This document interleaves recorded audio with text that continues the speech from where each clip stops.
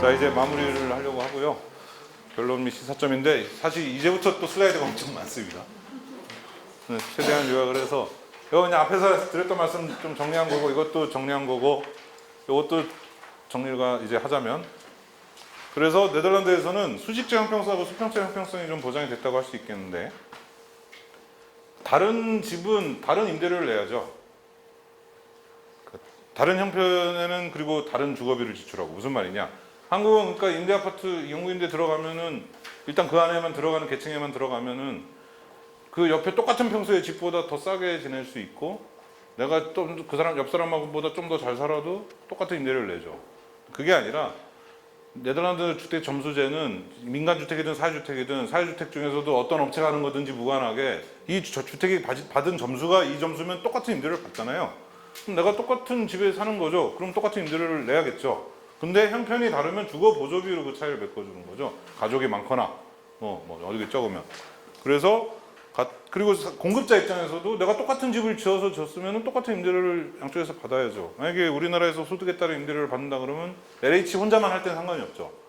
이쪽에서 적자 보는 거 저쪽에서 메꾸면 되니까. 근데 사회주택이나 이런 다양한 공급자들이 있을 때는 하필이면 나는 좀 더 가난한 사람이 입주했으면 나는 수입이 줄어드는 거잖아요.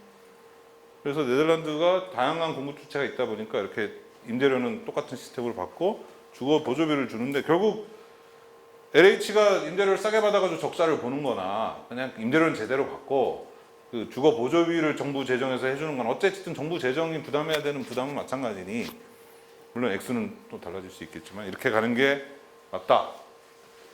그리고 현물보조, 현금보조의 차이인데, 이제 현물보조, 이제 공공임대 아파트 라면 현물보조겠죠. 이거 이제 공공정책학이나 이런 데서 나온 얘기들인데, 근데 이제 현물보조는 소비자 만족도도 떨어지고 형평성 있게 나눠주기는 힘들죠. 100억으로는 1억짜리 집을 100호밖에 못 짓지만 10,000원씩은 나눠주면 100만 명한테 나눠줄 수 있으니까. 그러면 100만 명이 만약에 집을 100억으로 지었으면 들어간 100명만 신나지만 돈으로 나눠주면 모두에게 줄 수 있잖아요. 그래서 이게 영국 같으면 이제 선거 때 이런 논쟁이 있는데, 그래서 이게 더 정치인들이 표를 얻기 좋으냐? 꼭 그렇지도 않대요. 집을 지으면 이제 건물이 남고 사진을 찍을 수 있고 앞에서 이제 착공식을 할 수 있고 등등등 있어서 정치적으로 또 여러 가지 차이가 있는데, 공공 입장에서는 자산으로 남고 돈은 풀려 나가면 끝이지만 장단점이 있는데, 저는 이제 그런 생각을 했어요. 그러니까 시장이 어느 정도 완숙되고 나면, 혹은 이 부분이 성숙하고 나면 현금 보조로 바꿔가고, 성숙시킬 때까지는 현물 보조를 해야 되지 않나. 그러니까 문화상품권을 예를 들어 보면, 문화상품권을 여러분들 문화생활하고 다 이렇게 똑같이 나눠주면 여러분들을 비하하는 거 아니고 이 가수를 비하하는 거 아니지만 이제 아이돌 가수가 아무래도 그 상품권을 받아갈 확률이 크겠죠. 근데 정부 목표가 인디 밴드를 키우는 거면은 이 소비자한테 문화상품권을 줘서 해결이 되는 게 아니라 그 돈을 가지고 인디 밴드를 직접 키워야겠죠. 그래서 다양한 창작자들이 생기고 난 다음에는 문화상품권을 모두에게 그냥 골고루 나눠주고 알아서 써라 해도 되겠는데, 그렇게 예를 들어서 설명한 거고요. 그래서 이제 요게 이제 오늘의 마지막 핵심입니다. 네덜란드가 이걸 어느 정도 구현하고 있는 사회라고 볼 수 있고, 우리나라도 이렇게 갔으면 좋겠다고 이걸 제가 여기저기 뿌리고 다니고 있는데, 사람들이 다 이렇게 좋은 얘기지. 자, 그래서 공공주택, 사주택만 공급하면은 공급 물량에도 한계가 있고, 이건 아까 말씀드린 현물 보조라 들어가는 사람만 신나는 거고 똑같은 돈으로 많이 지을 수가 없죠. 그래서 그리고 수평적 형평성, 수직적 형평성 맞추려면 주거 보조비를 줘야 되는데, 돈이 많다고 쳐도 주거 보조비만 주면은 임대료가 상승이 되니까 시장 임대료 통제를 해야죠. 임대료 통제를 딱 한다 그러면 다음날 신문들 이제 그 사설이 딱 눈에 보입니다. 이런 얼치기 정권 시장을 이렇게 통제하면 되냐? 그러면 결국 공급이 위축돼서 몇 년 뒤에는 더 집이 부족해져서 더 집값이 오를 거다. 그때 이제 임대료 통제받아도 집 짓는 사람들이 있거든요. 사회주택 짓는 사람들, LH, SH가 있어서 그래 공급 위축 되겠죠. 메꿔주겠다 이거예요. 그리고 네덜란드처럼 한 140점, 그러니까 한 월세 100만 원 기준, 그 이상은 시장에서 얼마든지 하고 빌지 않을게. 고급 주택에서 살고 싶은 사람 살아라. 이렇게 해서 이게 같이 굴러가야 되는데, 보통 하나씩만 소개가 돼요. 주거보조비 우리나라 부족해서 많이 해야 된다. 임대료 통제를 해야 된다. 주택 공급을 많이 해야 된다. 근데 하나만 가지고는 분명히 안 되고, 그리고 사회주택, 공공주택이 뭐 네덜란드처럼 30, 40%가 되는 건 진짜 10년, 20년 안은 힘들 것 같은데, 이런 거랑 같이 가야 될 것 같습니다. 조금씩. 그렇게 되면은 3% 정도의 소금 역할만 해도, 뭐 시장에서 임대료 통제했을 때 시장에서 공급 안 하는 것만 이렇게 해줘도 되는 거고, 사실 아니 근데 참 제가 참 주거복지 미담 사례를 소개될 때마다 원통이 터지는 게 있어요. 분명히 미담은 맞거든요. 왜냐면은 어떤 뭐 할머니께서 이제 주거복지센터에 전화해가지고 아 뭐 집에서 쫓겨난 가서 있는데 어떻게 되냐, 뭐 우리 집이 너무 갑자기 이렇게 어떻게 됐다, 뭐 그래가지고 주거복지센터에서 공공임대를 소개시켜줘서 이걸 하면 된다. 할머니가 이런 게 있었냐, 인터넷으로 신청하는 거 모른다. 그래서 공공임대주택 주거복지센터에서 도와줘가지고 임대해서 주택에 들어갔다. 아 미담 사례 맞죠? 미담 맞는데 아니 왜 지금 살고 있는 집은 그대로 살면서 저렴한 월세를 내면 안 되죠? 임대료 통제를 모든 시장에 하면 안 되죠? 왜? 네덜란드처럼 그냥 주택 점수제 해가지고 100만 원 이하는 다 이 점수 이상만까지만 받아. 그럼 그 할머니는 이사 갈 필요가 없었어요.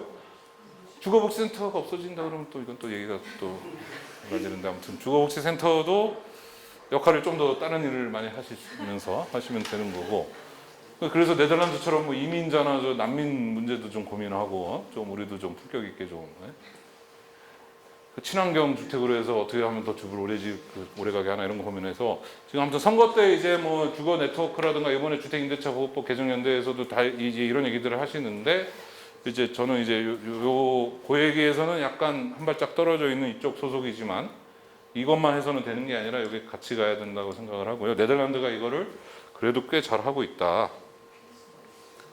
이거는 이제 복지국가의 4대 기둥이라고 이제 학자들이 얘기하는 것 중에 이제 주택이 뭐 사회보장이나 교육이나 보건하고 어떻게 다른가 얘기인데, 이 얘기 깊게 드릴 건 아니고, 이제 이 복지국가의 4대 기둥이라고 얘기를 하는데, 우리나라는 뭐 의식주는 삶의 기본인데 의하고 시계는 국가가 개입 안 하는데 왜 주에만 개입하나요 하는 분들도 계시던데, 그 얘기가 의식주가 아니라 이 4대 기둥으로 접근을 해야 된다. 집은 좀 더 나가서 에너지, 교통, 인터넷 합쳐서 7대 기둥으로 나가자. 이번에 박원순 시장이 이제 인터넷, 서울은 공공 와이파이 다 터진다 그랬는데 이거 하나 들어간 거죠, 일로.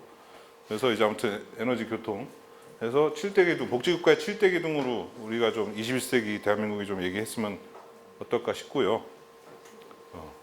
주택이 뭐 무상주택으로 다 나눠줄 수 있으면 제일 좋겠지만 그러기엔 너무 비싸고, 또 주택의 특징상 101호하고 102호하고 한강이 보이냐 안 보이냐가 아주 엄청 다른데, 그 이제 비동질성 뭐 이렇게 얘기하죠.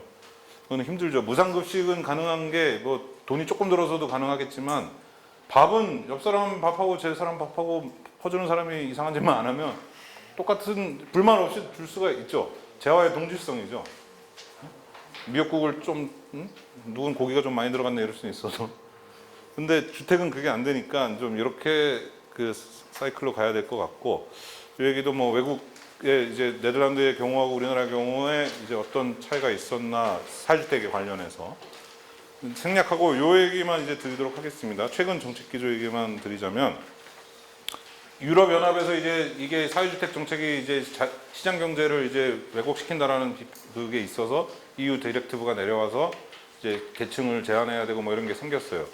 근데 이제 네덜란드 안에서도 사회주택을 진흥하고자 하는 사람들의 반론은 이겁니다.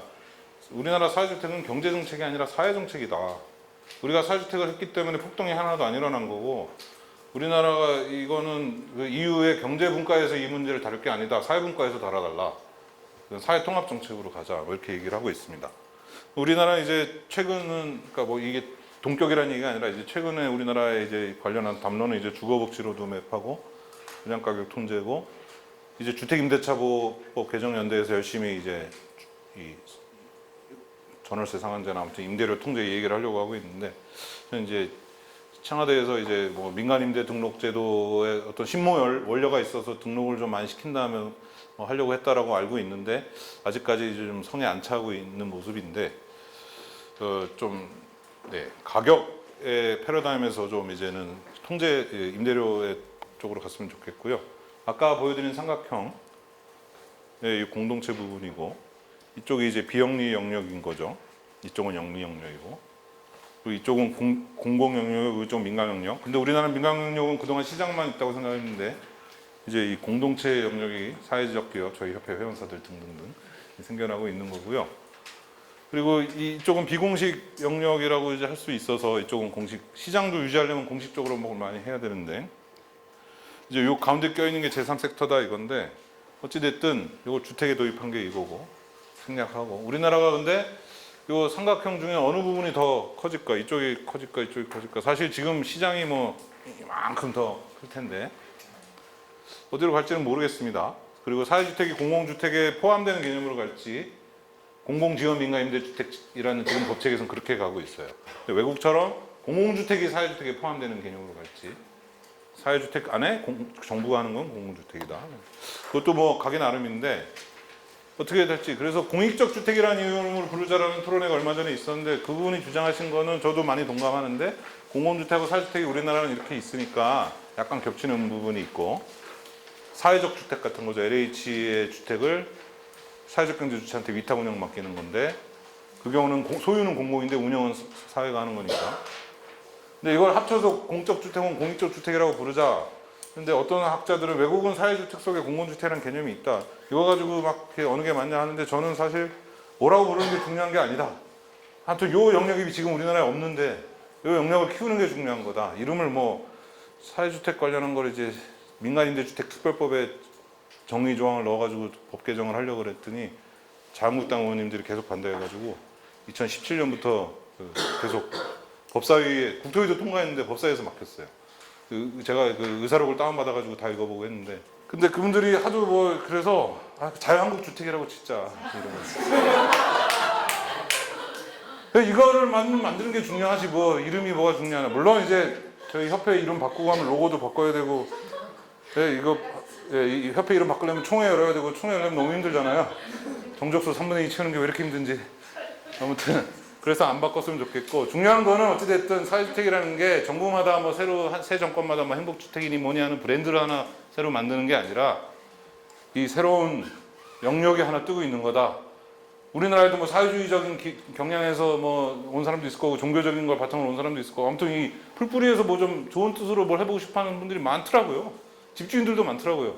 내가 이 땅에서만 살게 해주면 이 위에 임대주택 지어라, 나 계속 살게만 해주면 난 상관없다. 내가 뭐 은행 가서 대출하고 뭐 시행사 역할 하면서 어디 시공사 선정하고 너무 겁나고 그렇다 그러는데, 그분한테 지금 우리나라 법제도에서는 사회적 기업이나 협동조합을 만드셔야만 정부 지원이 됩니다 하다니까 좀 힘든데, 그리고 그분들의 땅이 너무 작아요. 보통 50평짜리라서 위에 지어봤자 뭐 공사비, 그 임대료로 공사비 뽑으려면 너무 안 좋아요. 그래서 가로주택 정비 사업이랑 뭐 같이 하던가 해야 되는데 또 옆으로 샜네. 아무튼 요 부분, 이 앞으로 뜨는 거다. 새로운 부문이 등장하는 거. 이거는 대통령이 누가 되고 서울시장이 누가 돼도 그거는 뭐 거스를 수 없는 시대의 대세라고 생각하고요. 물론 이제 예산을 좀 100억을 주냐 1000억을 주냐 아예 안 주냐 정도 차이는 있겠는데, 그리고 이제 마지막으로 드리고 싶은 말씀은, 이게 사회주택에 이제 제가 도시재생하고 관련해서도 열심히 얘기하고 다니고 있고요. 그런데 뭐냐면은 이게 이제 우리나라 복도방에 가면은 흔히 보이는 토지 이용 계획도죠. 많이들 보셨을 겁니다. 다 이제 땅 보러 다니시고 하시는 분들은. 이 아니어도. 그럼 이제 진한 노란색이 뭐 고층이고, 연한 노란색이 뭐 낮은 주택이고, 뭐 빨간색은 상가고, 뭐 파란색이 공공 혹은 뭐 학교 뭐 이런 거. 이게 이제 도시 설계에서 페리라는 미국 학자의 근린주구 이론에 따른 설계인데, 거기는 이제 마일 단위로 해서 400, 800m고 우리는 이제 500, 1000m 단위로 만드는데, 그 아주 좋은 설계 교범이에요. 걸어갈 수 있는 거리에 초등학교가 있어야 되고, 초등학교까지 갈 때 길을 건널 필요가 없어야 되고, 우리나라 잠실 단지 생각하시면 되죠. 그리고 마을 입구에 이제 이 상가가 있어서 마을 안쪽에 주거 분위기 해치지 않게 해야 되고, 이 단지 안에서는 막다른 골목으로 돼 있어서 통과 교통이 일로 빨리 가려는 차들이 막 이 안으로 못 다니고, 여기는 진짜 여기가 목적지인 사람만 들어오게 하고, 아주 좋은 설계 교범입니다. 근데 미국에서도 다 그렇게 했고, 미국은 이제 이게 아파트가 아니라 이제 영화에서 보는 수영장 있는 집들 뭐 이런 집들이지만, 근데 이게 4인 가족 초등학교 중심의 사회에서 좋은 설계인 거죠. 근데 우리나라는 지금 1인 가구가 4인 가구보다 많아졌고, 1인 가구가 숫자만 많아진 게 아니라 1인 가구로 지내는 기간이 길어졌죠. 옛날에는 20대 중반에 잠깐만 1인 가구다가 곧 다인 가구가 됐으면, 지금 우리는 20대부터 뭐 거의 뭐 한 15년, 그리고 5, 60대 1인 가구 문제도 이제 엄청나고 심각하다고, 아무튼 50대 1인 가구 비중도 커졌고, 근데 도시는 언제까지 4인 가족의 초등학생 커뮤니티 중심은 학교. 근데 학교가 뭐 그래요. 여기서 조기 축구회도 할 수 있고 좋은데 있는 거를 없앨 필요는 없는데 그러니까 좀 이제 복합용도 개발 비슷하게 가야 되지 않을까. 그리고 1인 가구를 위한 걸로 채워져야 되지 않을까. 물론 1인 가구뿐만 아니라 여러 가구가 있는 게 필요하겠죠. 그래서 뭐 네덜란드에 있을 때 이 초등학교하고 뭐 우체국이 있었는데 이거는 오스트리아 사례인데 공동 도서관 같은 거예요. 그리고 요 옆에 그룹홈이 있어가지고 이 사회주택 사는 사람들이 그 양육 의무 안 하는 부모 밑에 있는 애들 7명하고 상설 그 관리 지원 인력 1명 8명이 사는 그룹홈을 운영을 합니다. 이 여기 임대료는 시가 내주고. 그래서 혹시 마을 사람들이 뭐라고 하지도 않을 것 같지만 만약에 뭐라고 하면은 여기 우리 사회주택 입주자들이 얘네랑 같이 가는 거예요 막 그러는데 그래서 우리나라도 청소년 자립지원관에서 나온 청소년들을 사회주택 그 고시원 리모델링한 쉐어하우스에 같이 들어갈 수 있게 제도적으로 했으면 좋겠고 여기는 또 수영장인데 이 사회주택 단지 사람들이 200명인데 수영장 하면 500명이래요. 그러니까 주민들이 300명 이상 들어온 거죠. 우리 뭐 아파트의 경로당은 뭐 좋고 한국 사회주택에 있는 쌀가게 동네 정미소 이제 1인 가구를 위해서 쌀을 조금씩 그 자리에서 도정해서 파는 거죠. 우리가 10kg씩 사다 놓지 않으니까 1인 가구는 수박도 큰 수박 하나가 부담스러우니까 조금 단가는 비싸도 4분의 1 조각 사듯이 단가는 그렇게 싸진 않아요. 근데 어차피 뭐 자주 안 사니까 근데 이게 또 주변 여기 사회주택 사는 사람뿐만 아니라 주변 1인 가구, 2인 가구 맞벌이 부부도 다 너무 좋아하는 거죠. 그래서 우리 마을에 좋은 게 생겼네. 세탁 카페 이 경우는 이제 사회주택에 입주한 경우는 아닌데 아무튼 이런 게 이런 도시에서 바뀌어가야 될 우리 미래의 모습이고 이런 거가 균형을 좀 이뤄야 될 것이고 그런 걸 하는데 이제 사회주택이 아주 좀 적합한 모델이다. 이런 사회적 경제 주체가 뭐 꼭 법적으로 협동조합이라서 좋고 뭐 사회적 기업이라서 좋고라기보다 아무튼 지역 사정을 좀 더 잘 알고 좀 더 이런 아이디어를 막 실험하기 더 좋은 조직이고 대규모 단지 개발이 아니라 이렇게 점점이 들어가는 도시 재생 같은 거 잘할 수 있고 그리고 이런 다양한 주체들이 활동하려면 아까 말씀드렸듯이 임대료 체계가 통일돼서 지금 공공임대주택 유형 통합 논의가 나오고 있는데 거기에 사회주택도 같이 들어가서 우리 다 같이 같은 임대료 체계에서 임대료를 받고 더 가난한 사람은 주거보조비를 받게. 그래서 사회주택에는 5, 6분이 막 4, 5분이만 들어오고 1, 2분이는 공공임대주택 가세요 이게 아니라 사회주택에도 1, 2분이 다 들어오고 뭐 할 수 있게 이렇게 이제 됐으면 좋겠다는 말씀을 드리고 특강을 마치도록 하겠습니다. 감사합니다. 예. 우리나라는 특이하게 전세제도가 있잖아요. 전세금도 이렇게 약간 점수를 매겨서 할 수 있을까라는 그런 생각이 좀 들었고 아까 여기 뭐 몇 개 이렇게 입력하면 점수가 딱 나온다고 했는데 우리나라는 제가 지금 이런 생각밖에 좀 안 되는지 모르겠는데 강남에 있는 랩이 아니라 강북에 있는 랩이 아니라 저기 어디 지방에 있는 랩이 아니라 구조가 만약에 다 똑같다고 하면 점수가 같이 나올 수가 없잖아요. 여러 가지 조건이 같은 그 한강이 보이는지 안 보이는지에 따라 그 다르고 로열층인지 아닌지에 따라 지금 값이 나뉘는 이제 시대에 살다 보니까 그래서 이런 그 주거 보조비를 책정하는 모델이 우리나라에 적용될 수 있을지가 좀 궁금합니다.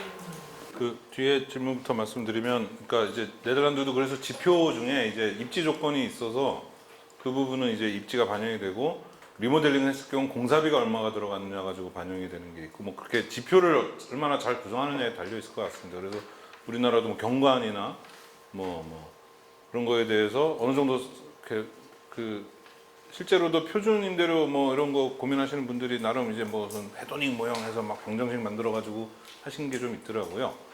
그래서 그렇게 반영을 해서 하고 이제 그리고 사실 이 제도를 적용할 대상이 사실은 한강의 레미안은 아니기 때문에 이거는 이 제도가 적용될 우리의 이 1분위부터 대충 4분위가 살 집들에 대해서 어느 정도는 좀 점수제가 가능하지 않을까 싶은 부분이 있고요. 그리고 이게 상한선이기 때문에 그래서 그 안에서 이제 좀 자율적으로 정할 수 있게 하면 되는 부분이 있고 다만 이제 말씀하신 전세제도는 정말로 이제 우리나라의 특이한 세계에 한 몇 군데 없는 제도라서 그러니까 전월세 상한제가 이제 뭐 그 무슨 이런 규제 정책이 상가임대차 보호 때처럼 뭐 도입되면은 뭐 미리 값을 올릴 것이다 이런 부작용 말고 진짜 아니 월세 위주로 굴러가던 복지국가에서 가능한 제도가 이제 전세 위주에서 이게 될까? 혹은 전세 월세화를 가속화시키진 않을까? 근데 장기적으로 전세가 과연 세입자한테 유리한 제도인지는 저는 모르겠어요. 이제 도시화가 끝나고 나면 전부 다 이제 점점 월세화가 될 것 같고 그러면은 이 주거보조비를 월세에 주면 되는데 전세 어떻게 할 거냐? 이건 저도 숙제입니다. 딱 그 제일 취약한 부분을 딱 찝어주셨는데 전세임대 제도도 서울에는 집이 없고 집을 구하기 힘든데 다른 지역은 그렇게 구하기 힘들지 않거든요. 네덜란드 같은 경우에 서울처럼 이게 집중적인 이렇게 그 서민들이 살고 있는 곳이 있어서 이렇게 임대를 얻는데 어려움을 겪고 있는 게 아니라면 우리나라는 좀 다르게 적용을 해야 될 것 같거든요. 서울 지역에 유독 몰려있기 때문에 이걸 어떻게 적용을 하면 좋을지 혹시 말씀을 드려요. 예, 네덜란드 배경 설명드릴 때 했으면 좋았을 텐데 거기가 이제 인구 밀도는 우리나라랑 크게 차이는 없는데 전국토가 평지다 보니까 흩어져서 삽니다. 그래서 이제 암스테르담 인구 밀도는 서울의 인구 밀도 한 3분의 1 수준인데 그래도 이제 걔네가 이 암스테르담이나 이런 대도시권에 몰려 있고 농촌에 가면 좀 사람이 좀 적어서 그래서 농촌 혹은 동쪽 나라의 동쪽은 거의 자가가 많고 나라의 서쪽 대도시 쪽에 이제 임대주택이 많고 나라 평균은 임대주택 사회주택의 30%인데 로테르담, 암스테르담은 40%가 넘어요. 그래서 그런 거는 그러니까 서울시랑도 비슷한 도전의 측면에 있다고 보고 암스테르담하고 로테르담 시장이 한 번도 3인당에서 바뀐 적이 없어요. 1950년 2차 대전 이후에. 암스테르담 이번에 처음 바뀌었는데 이제 한국으로 치면은 뭐라 그럴까? 옛날 개혁적 국민정당? 혹은 뭐 정의당 아무튼 거기하고 녹색당하고 뭐 이런 연정으로 바뀌었으니까 정권 교체가 됐어도 차원이 좀 다른 정권 교체인데 아무튼 로테르담은 시장이 이민자 2세 출신이고 막 이런데 거기는 이제 임대주택을 40% 이상 유지하겠다 사회주택을 계속 얘기를 하고 있습니다. 근데 그 토지 확보가 이제 좀 항상 문제고 이미 대도시화 된다는 암스테르담은 시유지가 80%인데 그래서 이제 지상권을 임대해주는 방식인데 로테르담은 임대료 수준 아까 말씀드린 점수에 맞추기 위해서 정부가 땅을 공공토지 조성하면은 그 계산을 역산을 해서 원가 이하로 제공을 합니다. 이렇게 해줘야 이 임대료를 맞출 수 있구나라고. 그래서 뭐 대도시 인구 집중도는 우리나라가 훨씬 더 세고 사실 또 서울의 주택 문제 해결을 하면은 그 수도권 집중을 가속화하는 건 아닌가 하는 또 이 딜레마가 있긴 있는데요. 서울 차원에서만 보면 전국 차원에서 좀 어렵고 서울 차원에서 보면은 이제 네덜란드 모델이 상당히 배울 게 많이 있고 토지 임대부 제도 같은 경우는 상당히 비슷한 게 들어온 셈이죠. 전국 차원에서는 솔직히 이 딜레마를 어떻게 해야 될지는 저도 좀 관악구에서 사회주택 공급하는 어울리 나중에 따로 물어보시. 김수정입니다. 좋은 말씀 아주 잘 들었고요. 큰 도움이 된 것 같습니다. 제가 궁금한 게 있어서 간단한 것 2개만 질문드리려고 하는데 일단 이제 네덜란드하고 한국하고 주거 정책의 차이가 있는 거는 이해가 되는데 지금 이제 한국은 특히 문제가 되는 게 부동산 가격이 굉장히 높은 거잖아요.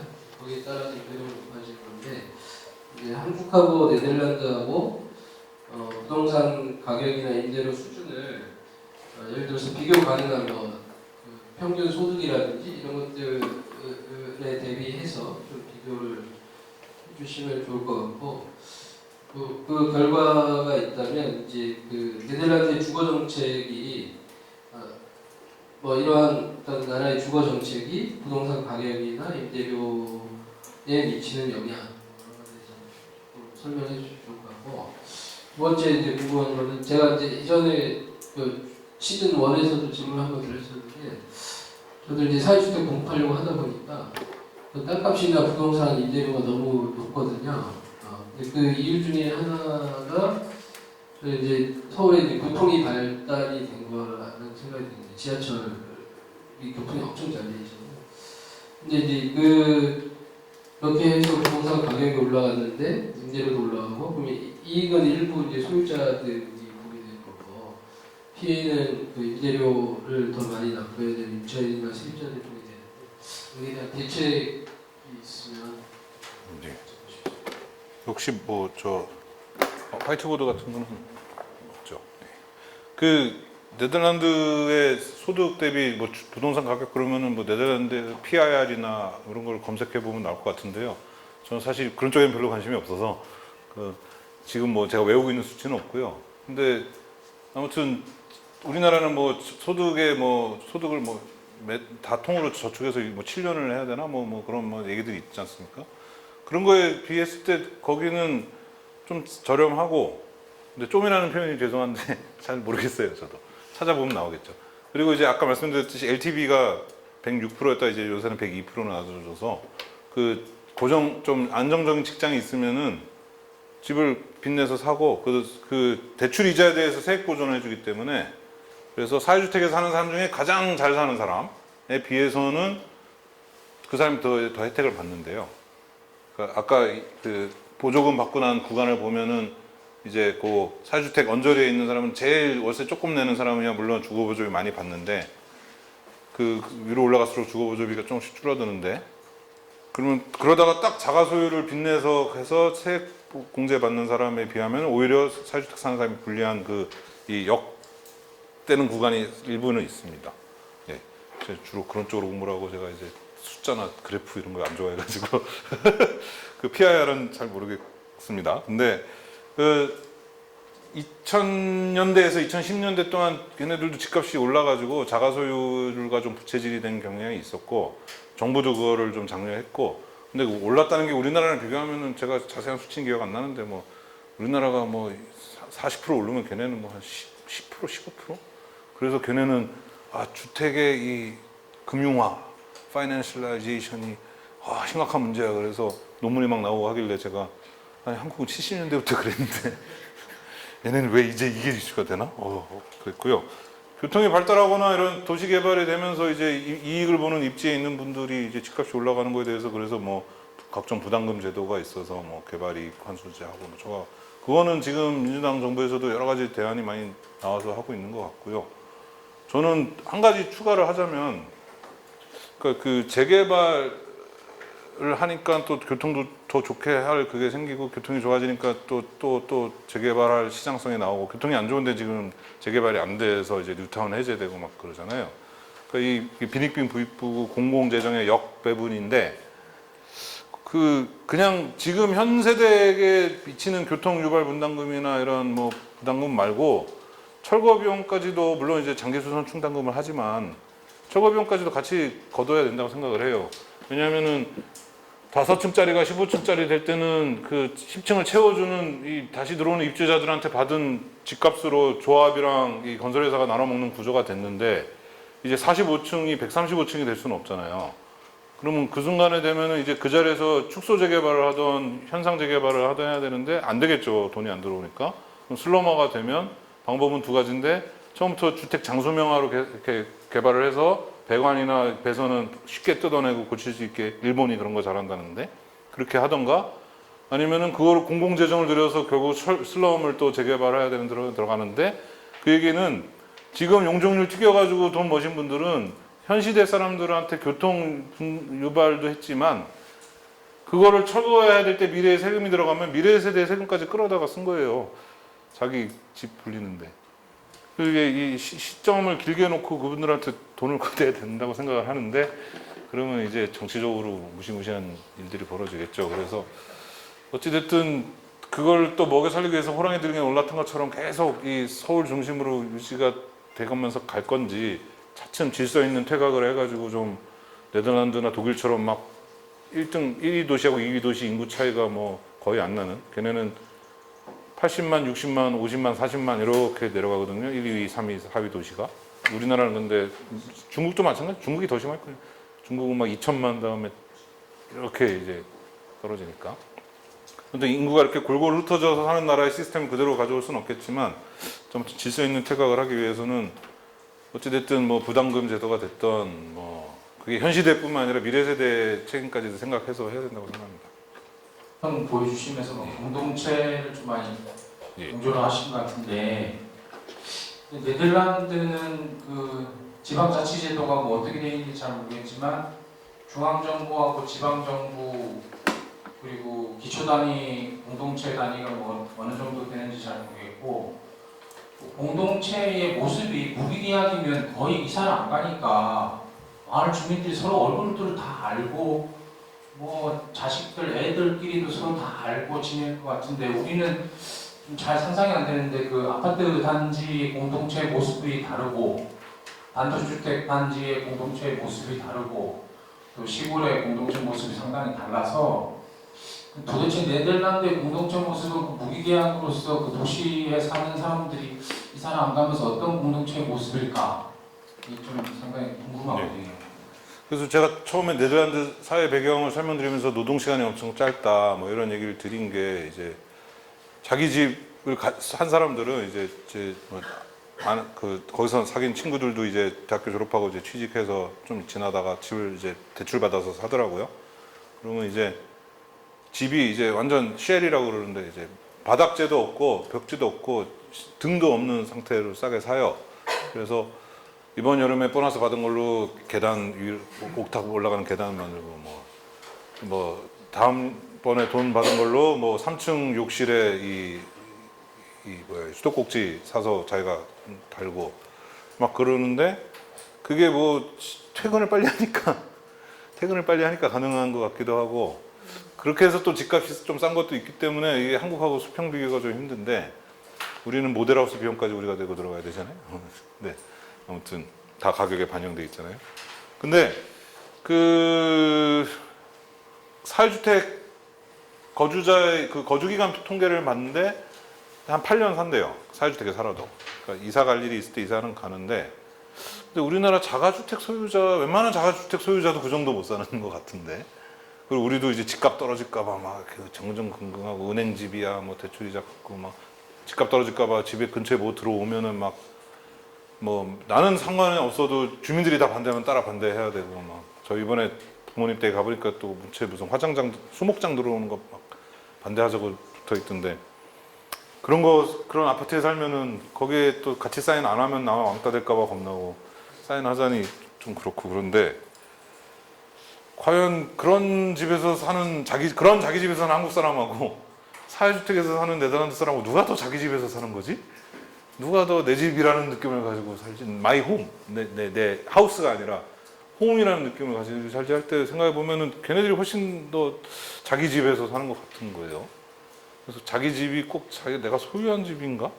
근데 이제 공동체는 거기도 비슷한 것 같습니다. 그러니까 조금 이제 그 대학가에 뭐 이렇게 1인 가구도 많이 사는 데는 어차피 잘 안 되고 그냥 쉐어하우스 같은 거 하면 그 안에서는 뭐 좀 있을지 몰라도 거긴 자생적인 쉐어하우스가 많으니까 그 안에서는 공동체가 있을지 몰라도 특별히 뭐 그런 건 모르겠는데 뭐 마을 축제나 이런 거를 하는 거 보면 한국이랑 큰 차이 없는 것 같고요. 근데 이제 제가 말씀드린 여기서의 공동체는 이제 이 콜라니가 말하는 사회적 경제 뭐 이런 사회 뭐 이런 영역처럼 이제 국가하고 시장이 아닌 어떤 이런 호혜의 원리나 이런 풀뿌리의 원리로 이제 자원의 배분이나 이런 게 일어나는 영역이다라는 뜻에서 말씀을 드린 거고 실제 거기가 공동체 주택 같은 경우 물론 한국보다 많긴 한데 그게 뭐 어떤 주류적인 삶의 방식이라고 말씀드리기는 어려울 것 같습니다. 대답이 그 부분에서 되는지 모르겠고요. 지자체는 이제 뭐 돈으로 치면 이제 중앙4, 주정부 2, 기초가 4를 가져간다는데 예산에서 그래서 뭐든지 기초가 많이 하고 도시계획이나 이런 것도 기초랑 이 협회랑 이렇게 협의해서 주택정책 우리 동네에 몇 호 지을지 뭐 얘기한다고 하고요. 네.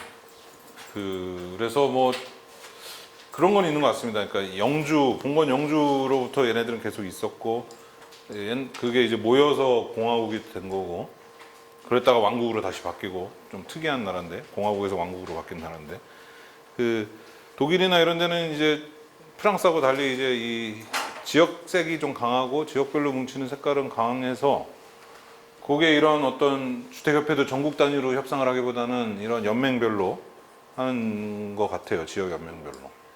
40% 암스테르담 핵심 부지에 사회주택을 짓도록 80월 소유할 수 있는지 역사적인 게 살짝 궁금하고, 그럼 당연히 우리나라는 거기 따라갈 수 없는 현실적인 상황이니까 이런 사회주택의 어떤 소프트웨어 정책 말고 약간 토지에 대한 정책에 있어서 좀 접근해야 되는 건 아닌지에 대해서 혹시 뭐 의견이 있는지 궁금합니다. 예, 토지는 또 우리 토지자유연구소라든가 여러 군데서 얘기해 주시고 계시고, 거기서 이제 보유세 중심으로 또 말씀하고 계신데, 그러니까 네덜란드도 암스테르담만 시유지가 80%지 나머지는 그렇게 시유지가 많지는 않습니다. 그래서 꼭 그게 이제 네덜란드 설명하는 핵심 요인이라고 보기는 좀 어려운데, 그 어찌됐든 토지 공개 개념에 대해서 우리보다 훨씬 이제 좀 열려 있는 건 있고, 프랑스 파리 예를 들자면 이제 거기선 공공 선매수 제도 같이 해서 이제 땅을 내놓는 순간 공공이 나 이거 먼저 살게 그러면은 이제 감정평가 가격으로 공공이 살 수 있는, 누구보다 먼저 살 수 있는 권한이 있다 그러더라고요. 그래서 우리나라도 좀 그런 거 도입했으면 좋겠는데, 사회주택으로 한다던가 아니면 요번에는 사회주택 지구를 지정을 해서 뭐 때려 사회주택만 짓자 그러면은 소셜 믹스 위배되지만 어떤 선 매수할 수 있는 그런 거를 하면 좋겠는데, 이제 그렇게 된 부작용이 이제 죽을 때까지 땅을 안 내놓는다 그러더라고요. 그러니까 매물 안 내놓고 내가 죽은 다음에 자식한테는 어차피 못 주지만 죽을 때까지는 가지고 있는다고 그러는데, 그러니까 이미 풀려버린 땅을 다시 회수하는 거는 뭐 지난한 과정일 것 같고, 저도 뭐 묘수가 있는 건 아닙니다만, 아까 뭐 환매 조건부 제도라든가 이런 게 이제 토지는 그러니까 사용권, 수익권, 처분권 이런 게 이제 그 토지 공개념 얘기할 때 나오잖아요. 그때 이제 수익권이나 처분권에 있어서 같이 이렇게 만들어가는 과정이니까 그런 하이브리드 중심으로 우리는 좀 들어가면은 어떻게 좀 결과가 나오지 않을까 싶습니다. 아까 그 자한당 쪽 의원들이 그래서 이제 법안 부분에 대해서 반대한 그들의 논리나 그분들의 어떤 뭐 자기네들이 연구했던 부분, 더 구체적으로 이제 그 법안을 낸 부분에 대해서 반대했던 그런 부분들을 좀. 슬라이드에 제가 없었나요? 그 세 가지 정도 이유가 있었는데 지금 기억이 다 날려요. 아무튼 하나는 시장 경제를 구축한다. 그러니까 몰아낸다 하는, 구축한다라는 표현을 쓰시면서, 이게 이제 그 민간임대 주택이 있는데 거기에서 공공지역 민간주택이 있는데 굳이 왜 사경주체라고 특별히 더 지원하냐, 하지 마라 라는 논리가 하나 있었고, 그 다음에 뭐 조례로 해서도 이미 하고 있는데 뭐하러 법을 또 만드냐라는 얘기도 하셨고, 첫 번째가 뭐였지? 아무튼 그 나중에 그 의안정보 국회의사록 보시면 다 나오긴 했는데요. 제가 그걸 찾기 매번 저도 찾다가 이제 다운받아서 가지고 있는데, 첫 번째 건 제가 지금 얼른 기억이 안 나는데 아무튼 크게 세 가지였습니다. 예. 그래서 이게 이제 그때 국토부 주택토지실장이었고 지금 이제 국토부 차관하시는 박선호 차관님이 답변을 하시는데, 그걸 제가 인터넷으로 봤는데 의사록을 저보고 하라 그래도 이 정도 얘기할까 싶을 정도로 정말 설명을 잘 하시는 거예요. 이게 서구에 이렇게 있는 거고, 이게 시장 경제를 왜곡하는 게 아니라 보완하는 거고, 뭐 이미 복지국가들에 다 있는 거고, 우리나라에서도 이게 조례로 해도 되지만 이제 중앙정부가 뭘 해야 될 필요성이 있어서 하는 거고, 너무 설명을 잘 하셔가지고 야 걱정 안 해도 되겠네 했는데, 그 다음번에도 계속 의원이 반대하시고, 의원들이 바뀐 다음에도 또 반대하시고, 돌아가시면서 반대하셔가지고 이번 회기 안에 되려나 뭐. 그리고 이게 사실 여당에서도 이게 최우선 과제는 아니기 때문에 다른 거 추진할 때 얘는 이제 좀 밀려나 있는 건 뭐 10분 또 이해가 가고, 그래서 당분간 중앙정부법은 안 통과되겠구나라고 생각을 했고, 작년부터 이제 지자체별로 조례 만들어서 하자 일단. 그래서 사실 지방선거 때 많은 또 선거에서 공약으로 나왔기 때문에 지금 부산 중구 동구, 부산 광역시, 시흥시, 전주시, 고양시 이런 데서 조례가 생겼어요. 그래서 경기도도 지금 조례 회의 중이고 연구 중이고, 조례 중심으로 가게 될 것 같습니다. 당분간은. 네덜란드 주거복지 정책 중에서 우리가 이걸 배우는 목적, 아동에게 친환경적인 주거환경을 제공하려고 하는 목적이 있는데, 혹시 그러한 정책들이 반영되어 있는 것들을 설명해 주시고, 그런 것도 우리나라에 적용하면 좋을 것 같다는 걸 말씀해 주시면 좋겠습니다. 그 한국에서 오신 분들하고 이제 몇 번 다니고 하면서 저도 찾다가 못 찾은 것 중에 이제 우리나라의 최저 주거 기준에 해당하는 게 없는 거예요. 딱 명시된 게. 걔네들도 관습적으로는 있는데, 그래서 아까 주택 점수제에서 40점은 받아야 이게 되는 거고 뭐 건축법상 어떤 거는 하면 안 되고 뭐 이런 건 있어서 그걸로 다 해결이 된다는 거예요. 그래서 또 복지국가의 그 태평한 대답 그냥 왜 그런 게 필요해 뭐 약간 그런 느낌 그냥 뭐 다른 법대로 지켜도 다 되는데 근데 그래서 품질 관련한 거는 못 찾았는데 그 면적이나 이런 거 관련해서는 어떻게 보면 이것도 사각지대일 수 있습니다. 네덜란드에. 그러니까 주민등록제도랑 연관이 돼 있는데요. 그러니까 이 우리나라는 전입을 거의 뭐 요새는 이제 검사를 하지만 뭐 통장님도 오시고 근데 이제 그 전입을 막 할 수 있잖아요. 근데 걔네는 딱 이 주소지에 살 수 있는 사람 숫자가 정해져 있어가지고 그 이상 전입 신고를 안 받아요. 아예.